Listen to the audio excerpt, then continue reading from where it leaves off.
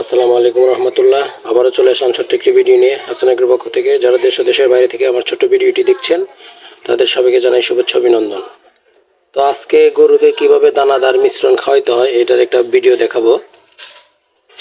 এটা হচ্ছে চিড়া, আমি এই যে ভিজিয়ে রাখলাম। এই চিড়াটা ভিজিয়ে রাখলাম হচ্ছে হলো নরম হওয়ার জন্য। এটা নরম হবে। আর এইটার সাথে হচ্ছিল দিব হচ্ছিল এখানে আছে এই যে আটা দেখতেছেন, এটা এখানে আছে হচ্ছে হলো আপনার গম, তারপরে খেসারি, ভুট্টা, তারপরে হচ্ছিল আতপ চাউল।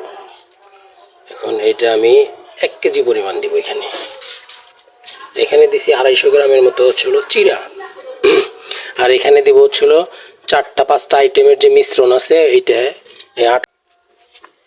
এখানে যে এই টিফিন বক্স দেখতেছেন এটার মধ্যে 1 কেজি পরিমাণের আটা ধরে, এটা দিয়ে দিলাম।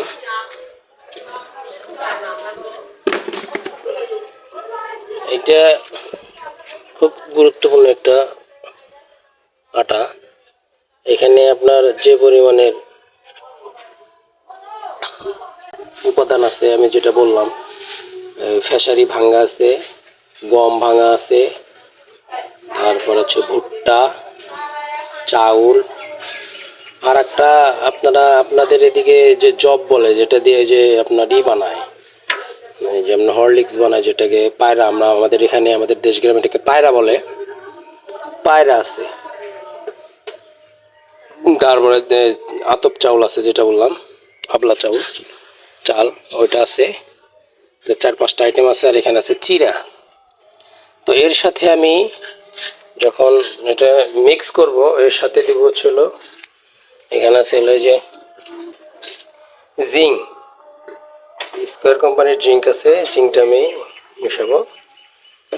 মিশায়া কিভাবে খায় এই খাবারটা আমি আপনাদেরকে দেখাবো। এখানে আর একটা উপাদান দিব, সেটা হচ্ছে হলো ধানের কুড়া দিব। এখানে কিছু ধানের কুড়া আছে, এখানে কিছু ধানের কুড়া দিব।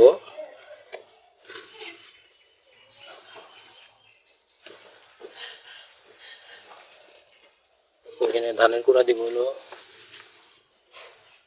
250 গ্রামের মতো। তাইলে এখানে আপনারা যেটা দেখতেছেন,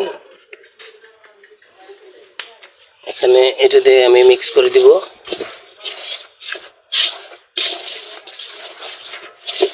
এটা মিক্স করে দেওয়ার পরে এটা কি মজা করে খাবে বলার মতো।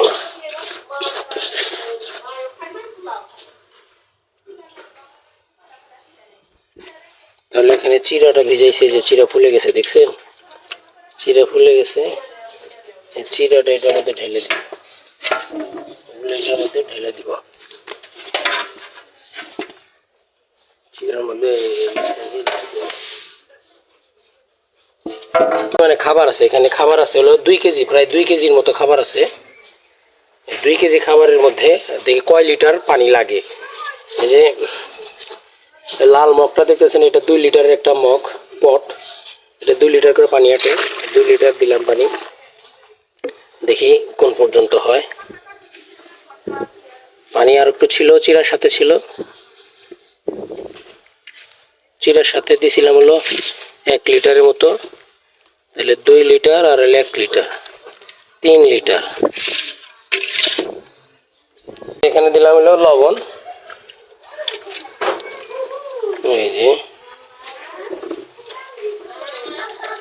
এই যে লবণ দিলাম।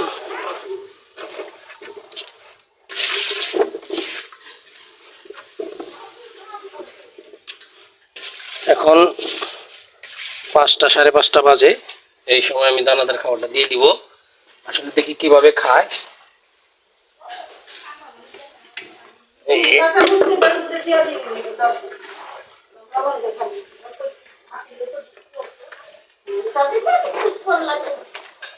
দেখতেছেন বন্ধুরা কি মজা করে খাচ্ছে।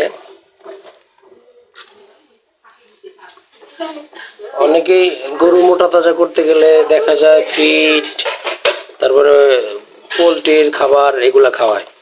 কিন্তু গরু মোটা তাজা করতে আসলে এগুলা খাওয়াইতে হয় না, এগুলা খাওয়ানো লাগে না। আজকের মতো এখানে শেষ করছি। ভালো থাকবেন, সুস্থ থাকবেন, আল্লাহ হাফেজ।